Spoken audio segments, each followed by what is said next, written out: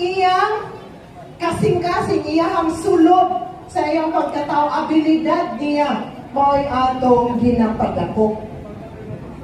Then, nagpadayon din mga igsoon, ang motto sa APM, na atong tanawon, all are gifted, needed, and treasured. All are gifted.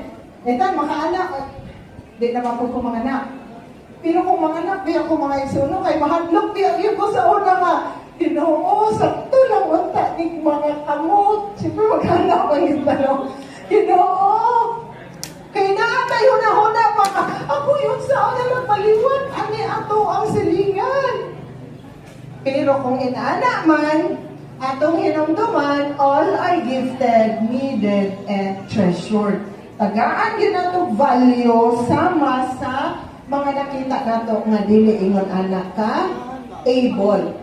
In harmony with Bible revelation, Seventh-day Adventists see as the climax of God's plan the restoration of all His creation to full harmony with His perfect will and righteousness. Maogit ni mga igsoon ang vision sa APM nga ang tanan mga igsoon